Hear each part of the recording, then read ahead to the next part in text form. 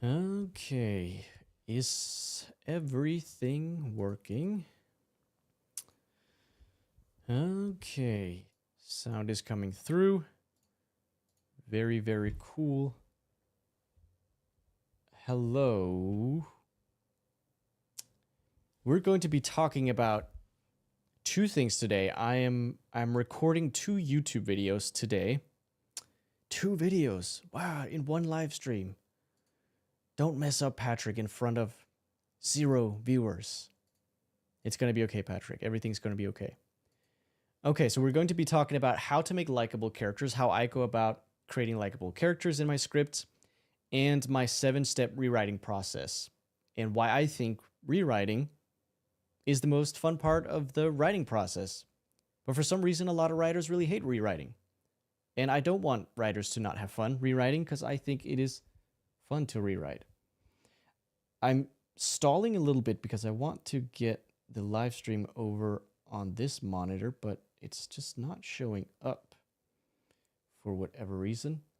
So give me just a moment.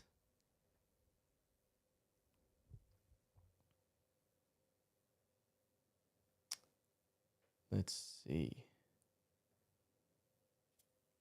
There it is. Can I open this thing?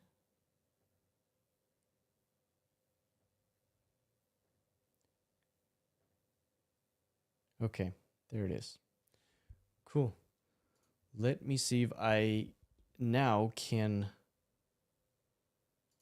also show you my screen here, my fancy presentation. I think everything is working.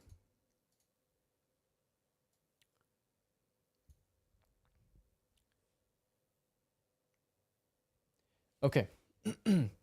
So this is the first YouTube video that I'm recording, and let's just jump straight into it. You are a writer, and you're probably better than you think you are, but perhaps you're still struggling with making your characters in your scripts more likable. So that's what we're talking about today. We're going to be talking about how I go about creating more likable characters. And I put likable characters in all uppercase letters, underlined it so you know we're about to get serious now. I feel like every writer has gotten the same soul-crushing note at some point. These are all notes that I've gotten. I hated your characters. I just didn't care about your protagonist. I wasn't rooting for the main guy. These notes suck. Okay, this was me before I understood how to make likable characters. Very sad face. Those notes feel like someone telling you your baby is ugly or something. Not fun. And making compelling characters was really one of my weaknesses when I first started out as a writer. I was naturally pretty good at structure. I was good at coming up with these wacky, funny ideas, but characters were always my kryptonite. So I read the screenwriting books, I watched the YouTube videos, I listened to dozens of interviews and podcasts with professional writers talking about these things. And it was so painfully frustrating for me that I just couldn't figure it out. And so my hope is that I can share with you in this video what took me so long to learn about creating likable characters. And here's the good news. It's really easy. Trust me. So stick around. By the way, if you're new to my channel, my name is Patrick Will. I'm an ex-TikToker with 150,000 followers. I made comedy skits on there. Now I write and produce adult animation.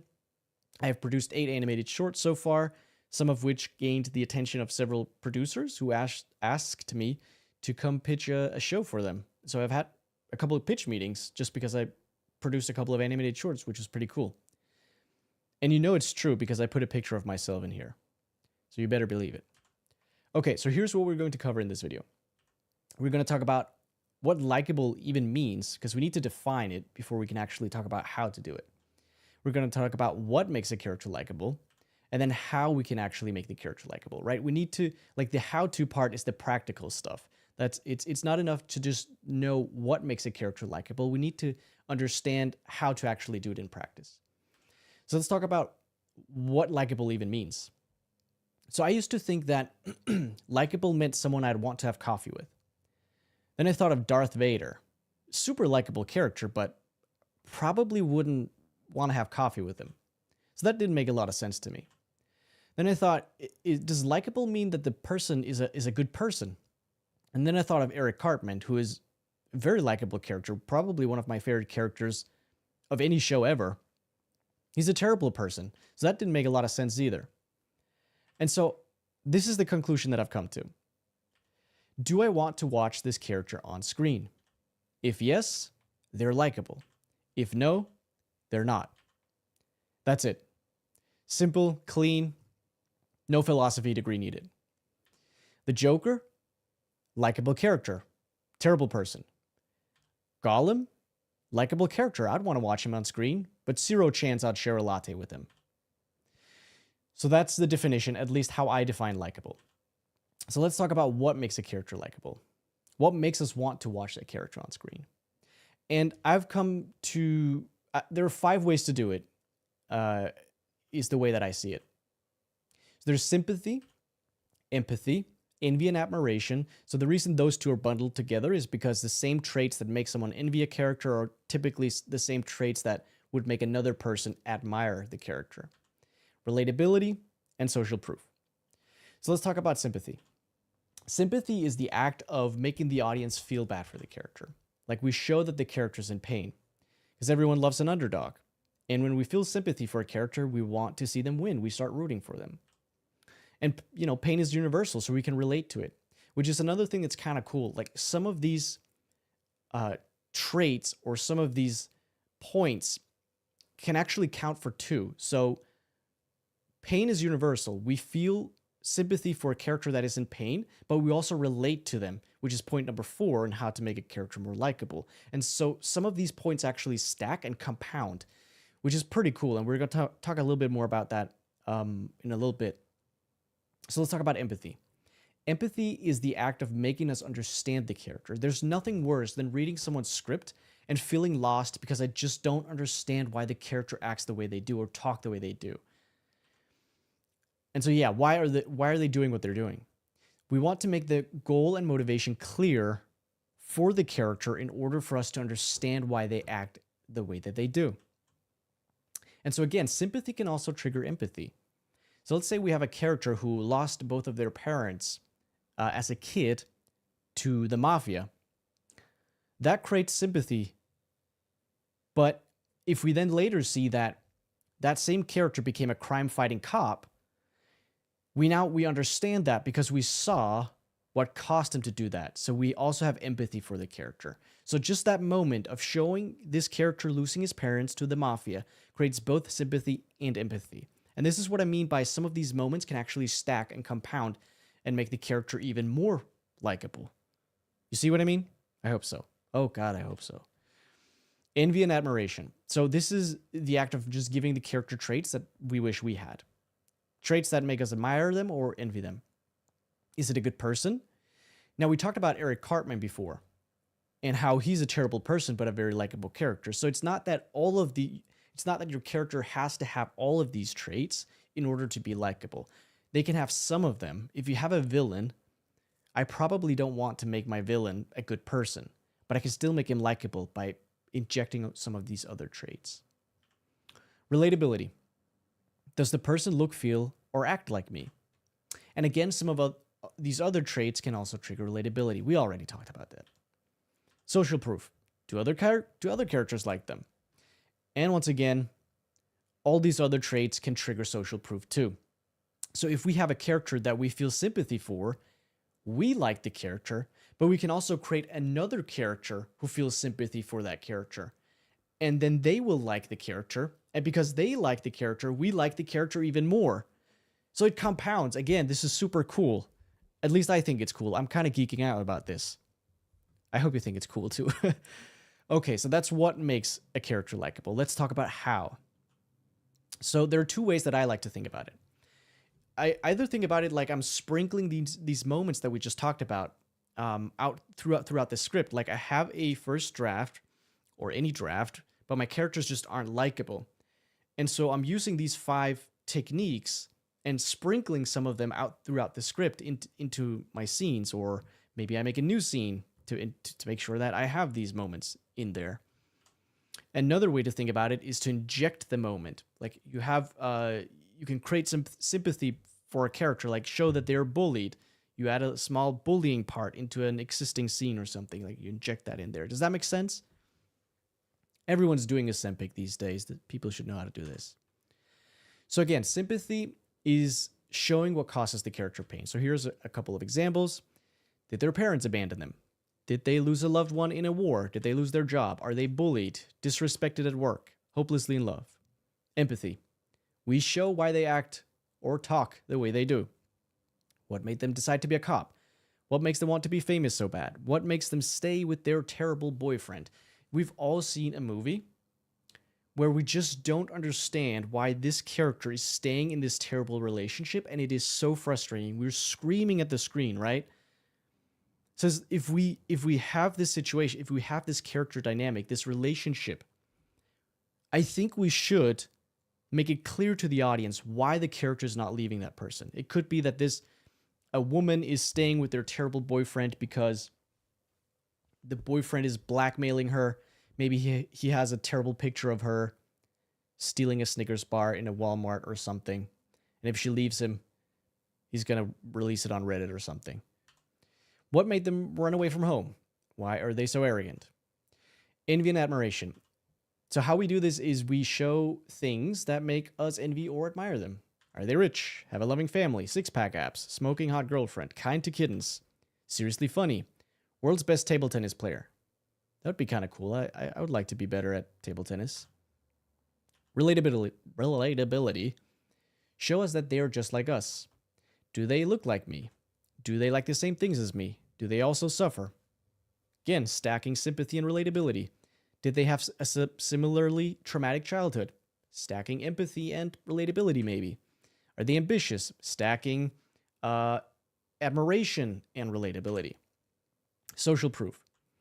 We show that other characters like them. Have you ever noticed how people with lots of friends have an easy time making even more friends? Or have you ever noticed how guys who seem to get all the girls have an easy time getting even more girls? This is the power of social proof. People see someone with lots of friends and instantly think this person must be worth hanging out with since other people are hanging out with them. Or women might look at a man who gets lots of girls and think he must be worth dating or sleeping with because so many other girls have been with him. If other people like someone, it instantly adds likability. Cool. I hope this was helpful. If you got any value from this video, please consider to subscribe. If it's fairly effortless, I think. It does require you, if you're on a computer, to put your hand on your mouse, drag it down just a little bit down to that subscribe button, and then clicking on your mouse button, which I guess requires a little bit of effort. But if that's not too much to ask for, it would make me very happy if you could subscribe. Okay, thank you so much. Take care. Peace. Cool. Let me go back to my webcam. I think I might just have deserved a little water break.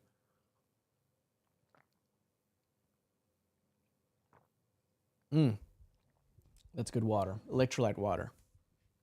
Stay hydrated. Okay, so that was how I go about making likable characters. We're going to talk about my 7-step rewriting process. Let me just make sure that I have everything open that I need to have open. I'm recording a backup of this. I think I'm going to stop the recording. I'm still streaming, but I just stopped my local recording.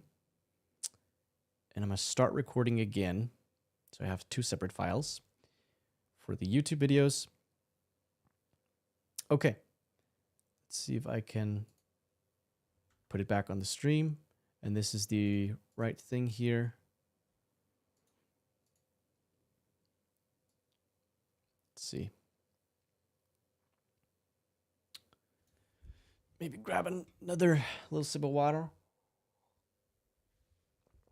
Okay. So I'm going to record another YouTube video. This is my 7-step rewriting process. Everything's looking good. I think, yep. Okay. So get a burp out of the way. Here we go. You are a writer, and you probably hate rewriting. And I get it. I don't think you're alone. I think a lot of people hate rewriting. I have always found it enjoyable. I think it's probably the most fun part of the entire writing process to me, to be honest. Look at Stewie. I thought he was so cute. I couldn't help myself but put him in there. Wouldn't you like to have fun too, like Stewie there? When I ask people what they do for rewriting, this is often what they respond. They just read through the script and fix or change whatever really needs fixing or changing. Like, they don't really have a plan. They're just kind of freestyling it. And I'm always like, no wonder you hate rewriting. That sounds awful. That doesn't sound fun. That sounds overwhelming and stressful to not really have an overview or a plan of how to go about it. Just kind of fix whatever. So I want to share my rewriting process in this video. And I want to share why I believe this process made me a better writer, but also why I believe I'm having more fun with the rewriting than most writers. That's my hope. So you can steal this 7-step rewriting process that I'm about to share with you in this video for free just by watching the video. I hope it's going to be valuable to you, so enjoy. Okay, if you're new to my channel, by the way, I'm Patrick Will. I am an ex-TikToker. I made comedy skits on TikTok and gained 150,000 followers. Now I write and produce adult animation. I've produced 8 animated shorts so far, some of which gained the attention of several producers who asked me to come pitch a show for them. So I got a couple of pitch meetings from producing a couple of animated shorts, which was kind of cool. Look, that's me. That's a picture of me. My hairstyle is a little shorter in that image, but you know it's me because I'm wearing a red shirt. Okay, so here's what we're going to cover in this video. We're going to cover the first draft because we need something to rewrite, right? We're going to cover my 7-step rewriting process. We're going to cover why I think it's so enjoyable for me to rewrite, sort of my mental framework behind it. We're going to talk about feedback and rewriting. And then 12 months later, I wonder what that's going to mean. So let's talk about the first draft. The first draft can be a little bit scary and daunting. This is how I go about it. I don't edit while writing my first draft, and I try to write it as fast as I possibly can. Dan Harmon, who is the co-creator of Rick and Morty and a couple of other great shows, he said, it's hard to make something great. It is much easier to make something that's bad and then critique it until it's great. And I really loved that. And that's how I think about writing a first draft and rewriting. The first draft is never great, for me at least. But I just critique that first draft until it gets good. And that's the rewriting process for me. And before even I start writing the first draft, I break the story, I logline, I outline all that stuff. And before that even, I always develop the show. So I always create the characters, the world, the theme, and all that stuff way before I even start writing the first draft. And so all of this work, this pre-work before I start writing, also helps in the rewriting process because a lot of the hard work is already done. And it just makes the rewriting so much easier. And after the first draft, I take a week off. That's me. Not really. I take a week off the project, but I just work on something else in that week. I don't really take vacations. I probably should. I'm tired. Okay, so that's the first draft. Let's talk about the 7-step rewriting process. So each rewriting step is a revision. And so in each revision, I look at one particular thing. And I don't move on until I'm finished with that revision. And so the first revision for me is story, then characters, then the funny pass, because I'm a comedy writer, dialogue, action lines, I have a second funny pass, and then what I call a last call. And if I do major changes in the last call, I actually sometimes do a last call too. So the first revision is story. And just like how I go through these revisions one at a time, so when I look at story, I don't try to make the script more funny. That's what I do down in the funny pass revision. I just look at story. And just like how I go through these revisions one at a time, I also have things within the revision that I go through one at a time. And I made a note for myself to remove my camera here so you can see this more easily. Let's see if I can do that. There we go. I think that did it. So we're not going to go through all this, but you can take a screenshot or pause the video, whatever, if you want to.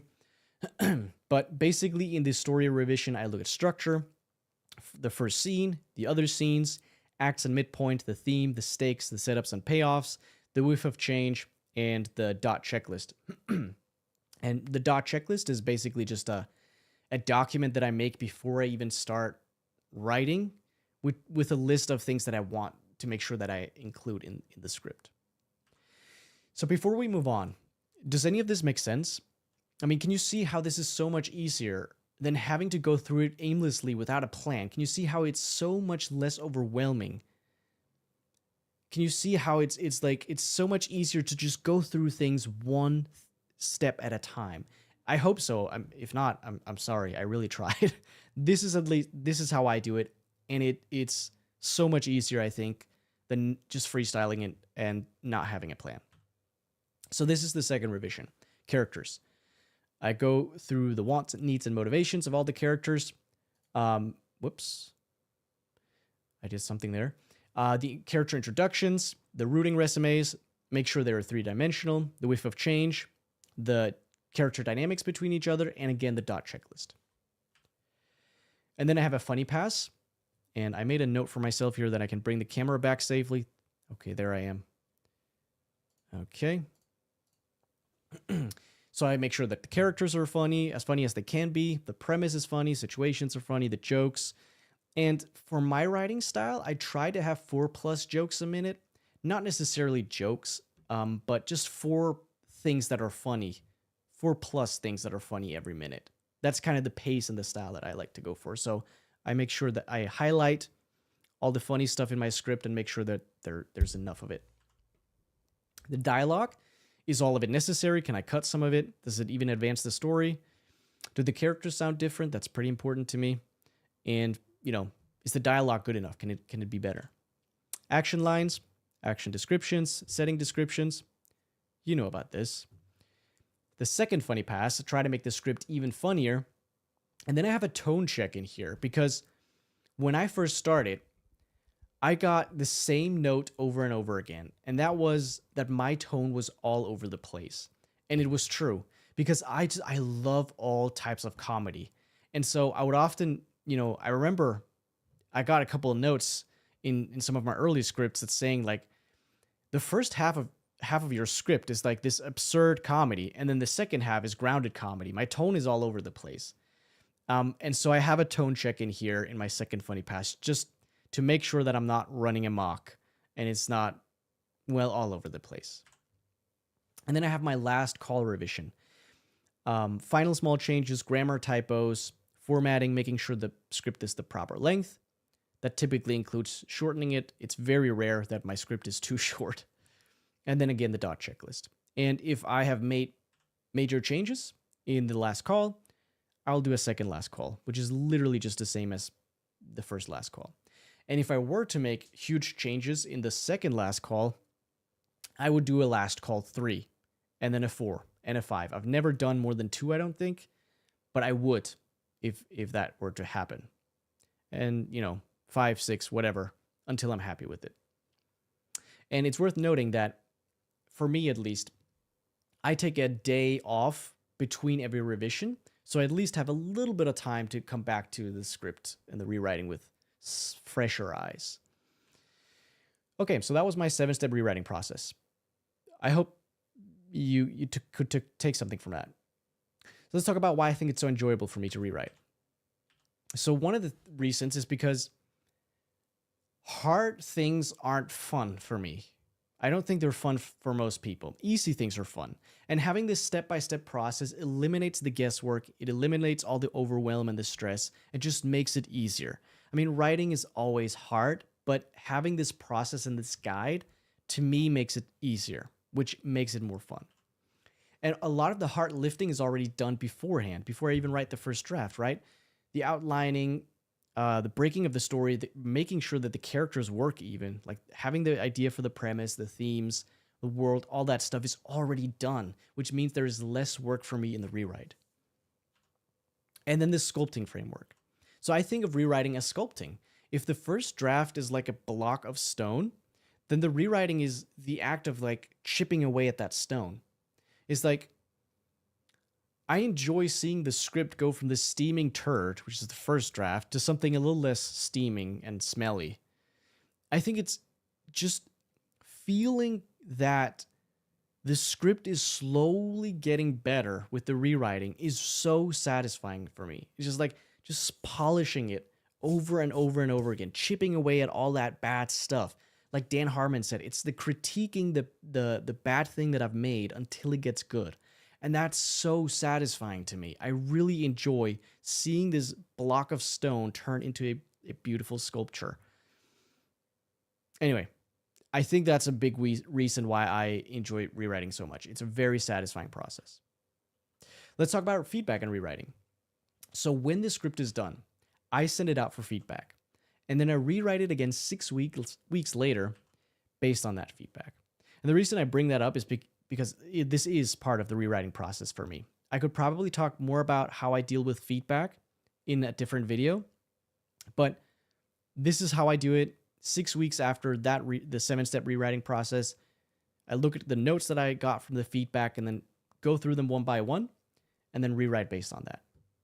And by the way, in one of my vlogs, I talked about why feedback is so valuable to me, and I want to make a deal with you.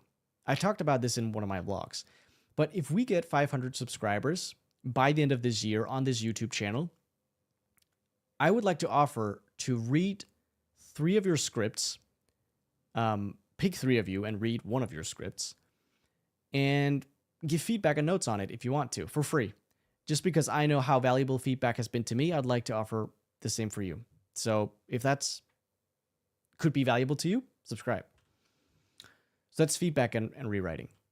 12 months later. What happens 12 months later? Let's figure that out. Okay, so after the 7-step rewriting, send it out for feedback, rewrite it based on the feedback, and then 12 months after that, I pull out the script again and look through it. And after reading it again with super fresh eyes, I then decide what kind of update it needs. So I rewrite it again after 12 months. Yep, there's another slide. I do one of the following rewrites. Either a simple punch-up, a page 1 rewrite, or a complete rework of the show. If it's just a simple punch-up, I just go through the 7-step rewrite process again. If it's a page 1 rewrite, it's kind of just a new script. So it's like I just break a new story, logline and outline, first draft, and then the 7-step rewriting process, just like how I would with a completely new script. And if it's a complete rework of the show, I literally just take what I've made and pull it up by the roots and throw it out and just start over. Maybe sometimes I will reuse some characters that did work or some aspects that did work. But for the most part, it's just starting over, developing the show again, the characters, the world, the theme, all that stuff. Then, of course, break a new story, logline, outline, first draft, and then the 7-step rewrite process. And that's it. And actually, after those 12 months, I do that same thing again 2 years later. And I plan to do that same thing again 3 years after that, and then 4 years after that, and then 5 years after that, and then to infinity and beyond. I think it has been very valuable for me to look back at my old work, analyze it, figure out where my weaknesses were, where I've gotten better, and see if I have the necessary skills now to make things that didn't work before work now. And so that's how I've done it. So that was pretty much everything that I do for rewriting. And I hope this was valuable. Again, if we reach 500 subscribers by the end of the year, I'll pick 3 of you, offer to read your scripts for free, and give you notes and feedback on them. So if that's something you think could be valuable, consider to subscribe. And if you don't want that at all, and you're like, I definitely do not want him to read my script and give me notes, then don't subscribe. Anyway, thanks for watching. Take care. Bye. Okay. I'm going to stop recording. Have a glass of water. I've been talking a lot. There was this hair on my microphone that was just bothering me the whole time. My mouth is all dry. Anyway, don't really have a whole lot to say now. How long have I been doing this? Okay, it's about 30 minutes. Cool. If you're watching this in the future, thanks for watching. I appreciate it. Tune into one of my lives. if I still do lives in the future. I think I will. Okay, that's it. Thanks for watching.